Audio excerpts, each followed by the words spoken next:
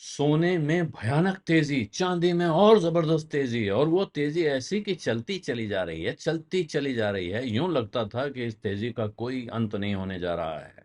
आसमां और भी हैं, ये मंजिल नहीं है, आसमां और भी हैं। इस अंदाज में चल रहे थे कि सितारों से आगे जहां और भी है। कहां तक जाएगी, आसमान में छेद कर देगी, कहना बहुत मुश्किल होता जा रहा था। लेकिन उसके बाद एकदम से हुआ तो बिल्कुल जैसे कि तूफान आ गया, धड़ाम। चांदी गिरी है लगभग 28%, सोना गिरा 10% से ज्यादा। और फिर एकदम मुर्दनी छाई हुई थी। ये हुआ है शुक्रवार को, और उसके बाद सोमवार को फिर गिरावट। तो लोगों को और डर लगने लगा। अब मंगल ने कुछ मंगल किया है, थोड़ी राहत दी है। और दोनों में कुछ रिकवरी दिख रही है, हालांकि जो उनकी ऐतिहासिक ऊंचाई थी उससे भी बहुत दूर हैं। लेकिन फिर भी सोना चांदी दोनों में पैसा लगाने वालों की सांस में सांस आई है किसी तरह, कि भाई ऐसा नहीं है कि सब कुछ डूबने जा रहा है। और जो लोग बहुत खुश थे जब गिरावट आई थी, उस दिन कुछ लोग ऐसे भी थे जो फोमो के शिकार थे कि भाई हम नहीं ले पाए हैं, तो किसी के हाथ में नहीं होना चाहिए, और जिसने लिया है वो उसको मजा आएगा।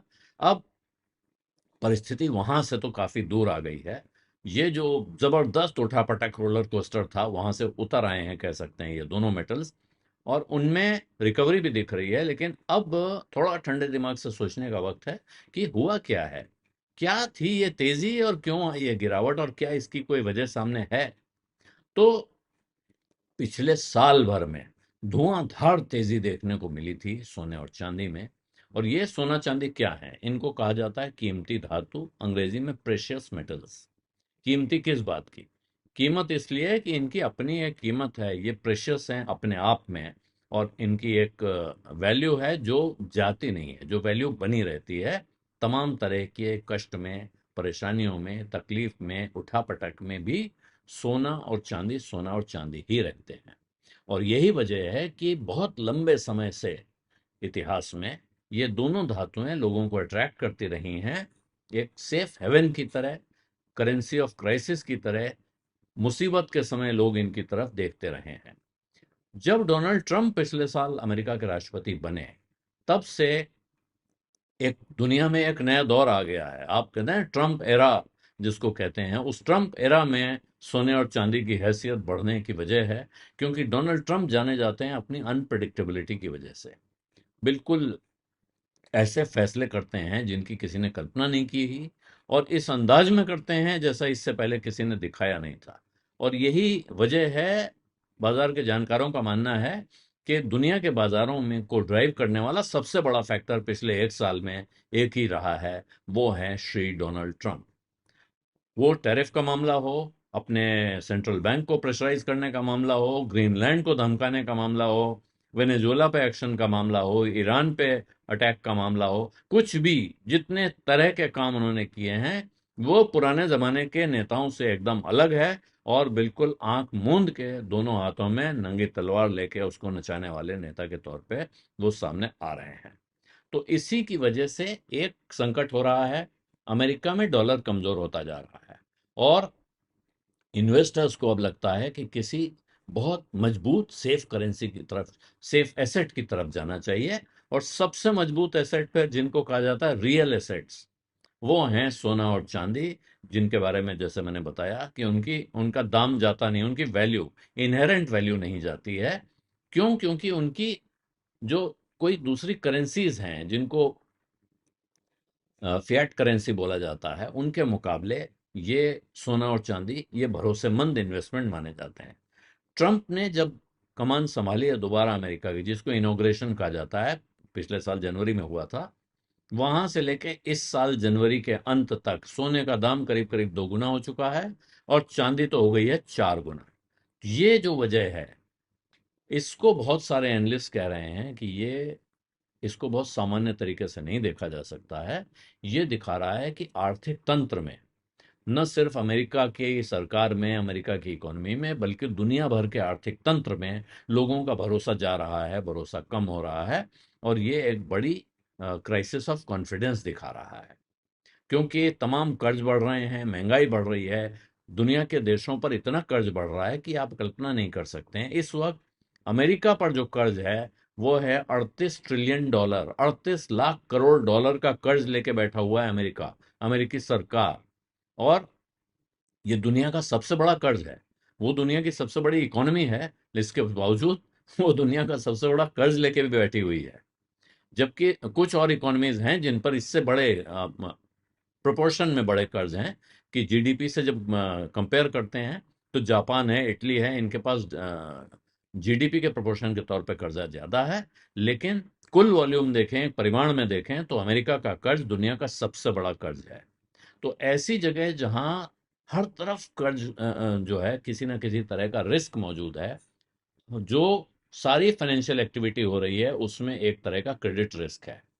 चाहे वो सरकार के साथ हो रहा हो, किसी सेंट्रल बैंक के साथ हो रहा हो, किसी इंटरमीडियरी के साथ हो रहा हो, उसमें ये बाजार के जानकारों का कहना है कि सोना इकलौता ऐसा एसेट है जिसमें कोई काउंटर पार्टी नहीं है, इस तरह का कोई रिस्क नहीं है। वजह क्या है कि सोना आपको कोई वादा नहीं करता है। जैसे करेंसी इशू करते समय वो इशूइंग बैंक एक वादा करता है कि जब आप कहेंगे आपको हम इसकी कीमत अदा करेंगे। आप भारत के करेंसी नोट्स पे देखिए, गवर्नर साहब का सिग्नेचर होता है और ऊपर लिखा होता है, मैं धारक को इतने रुपए देने का वचन देता हूं। वो रुपए देने का वचन क्या है? उस रुपए की कीमत का सोना देने का वचन है। वो आज की तारीख में सोना नहीं, पहले सोना ही होता था, लेकिन वो वैल्यू आपको देंगे। अब वो वैल्यू कैसे देंगे अगर उनके पास देने के लिए कुछ होगा नहीं? सोने के साथ ये नहीं है, सोने ने आपको कोई वादा नहीं किया है। बैंक आपको इंटरेस्ट देता है, सोना आपको कोई इंटरेस्ट नहीं देता है। और सोना किसी राजनीतिक फैसले का के भरोसे नहीं है, उस वो उसका मोहताज नहीं है कि सरकार बदलेगी तो सोने का दाम गिरेगा, सरकार बदलेगी तो सोने का दाम चढ़ेगा। सरकार कोई फैसला करेगी। तो इसलिए वो सोना है, आपके हाथ में सोना है, आपके पास भरोसा आ गया कि हाँ सोना है। सोने का दाम दुनिया के अलग अलग हिस्सों में आप जाइए, आपके पास अगर एक सोने का सिक्का है, आप दुनिया के किसी भी कोने में चले जाइए, कहीं कम कहीं ज्यादा, लेकिन उस सोने के बदले आपको कुछ ना कुछ मिल जाएगा। आपके देश की करेंसी आपके हाथ में है तो हो सकता है दुनिया के कुछ हिस्सों में लोग कहते हैं हम इसको नहीं जानते हैं, हम इस पे आपको कुछ नहीं देंगे। लेकिन सोने के साथ ऐसा नहीं होगा, चांदी के साथ भी कमोबेश ऐसा नहीं होगा। और इसीलिए सोना और चांदी जो दोनों हैं, ये पिछले साल भर में बहुत तेजी से बढ़ती रही हैं, क्योंकि दुनिया में कर्ज का लेवल बढ़ रहा है, अनिश्चितता बढ़ रही है, जियोपॉलिटिकल टेंशन्स बढ़ रहे हैं। जब संकट बढ़ते हैं तो ये दोनों मेटल्स बढ़ती हैं। और पिछले साल भर में सेंट्रल बैंक्स ने बहुत खरीदारी की है, और आगे भी जो विद्वान हैं वो कह रहे हैं कि उनकी खरीदारी में गिरावट आने नहीं जा रही है। तो पिछले गुरुवार को वो चरम था जहां सोने ने नया रिकॉर्ड छुआ, $5,595 का। एक आउंस $5,595, और चांदी एक आउंस पहुंच गई $122 पर। तो ये जो जबरदस्त तेजी थी, थर्सडे को ये कहिए इसका पीक बना, और लोग फ्राइडे को कह रहे थे बबल बस्ट हो गया है। लेकिन फ्राइडे को वो भारी गिरावट आई जिसमें सोना 4.5% नीचे जाके बंद हुआ, और चांदी करीब करीब, माफ कीजिएगा, 10% सोना गिरा और चांदी गिरी करीब 28%। उसके बाद ये मंडे को भी जारी रहा, और मंडे को भी सोना 4.5% और चांदी 6.5% गिर के बंद हुई है। मंगल को ये इसमें राहत आई है जहां सोना फिर 3-3.5% चढ़ा, और चांदी में 4.5% का उछाल आया है। तो यहां पर लेकिन अभी अब सोना चांदी जहां से गिरे हैं वहां से तो बिल्कुल समझिए, आसमान से गिरे तो खजूर पे अटके तक कह सकते हैं। अभी खजूर से गिरेंगे कि नहीं ये कहना मुश्किल है। लेकिन अब सवाल ये है, ये क्यों गिरे? तो क्यों गिरे का कोई क्लियर एक्सप्लेनेशन नहीं आ पा रहा है। ट्रंप साहब ने अपने नया फेड गवर्नर के लिए जिन वॉश साहब को चुना है, वो उतने उस अंदाज में कन्वेंशनल नहीं है, ये माना जा रहा है। कन्वेंशनल हैं पुराने जो बाकी लिस्ट में नाम थे उनके मुकाबले, वो ज्यादा परंपरा पे चलने वाले आदमी हैं, इसलिए बाजार इसको ऐसा मान रहा है। दूसरा यह है कि शायद शांति लौट रही है जगह जगह, इसकी वजह से इन दोनों करेंसीज की डिमांड कम हो रही है। तो बहुत सारी उसकी एक्सप्लेनेशन है, लेकिन वो एक्सप्लेनेशन में सबसे मजबूत एक्सप्लेनेशन ये माना जा रहा है कि कुछ मुनाफा वसूली हुई ऊंचे लेवल पे, कुछ लोगों ने सोचा पैसा निकाल लें, और जैसे ही वो शुरू हुई तो बाकी लोग घबरा गए और उन्होंने भी बेचना शुरू कर दिया, और उसने इसको मामले को यहां पहुंचा दिया। बाद में मार्जिन कॉल आ जाती हैं तो फिर मार्केट क्रैश हो गया। लेकिन क्या यहां से अब संकट बड़ा है और भयानक गिरावट है? तो ऐसा लग नहीं रहा है।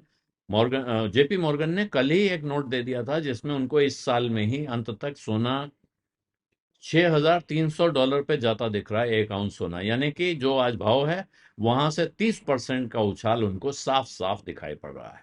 उनका कहना है कि सोने की डिमांड आने वाले समय में कम नहीं होने जा रही है, जो भी हमारे पुराने अनुमान थे उनके मुकाबले ज्यादा ही रहेगी। और ये कहने वाले सिर्फ जेपी मॉर्गन अकेले नहीं है, और लोग भी कह रहे हैं कि जैसे ही बाजार स्थिर होगा और इन्वेस्टर्स को लगेगा कि अब बाजार स्टेबलाइज हो गया है, तो वो दोबारा सोने चांदी की अपनी खरीद बढ़ाएंगे, तेज करेंगे। और जो बड़े दो ड्राइवर हैं, एक है सेंट्रल बैंक्स अपनी होल्डिंग बढ़ाना जारी रखेंगे, दूसरा अमेरिकी डॉलर की गिरावट जारी रहेगी। ये दो ड्राइवर हैं जो सोने को तेजी देते रहेंगे, और सोने में अभी गिरावट, लंबे दौर में गिरावट या तेज गिरावट आने के कोई आसार दिखाई नहीं पड़ रहे हैं, ये जानकारों का कहना है। बीज अड्डा में आज इतना ही। अब इजाजत दीजिए। धन्यवाद। नमस्कार।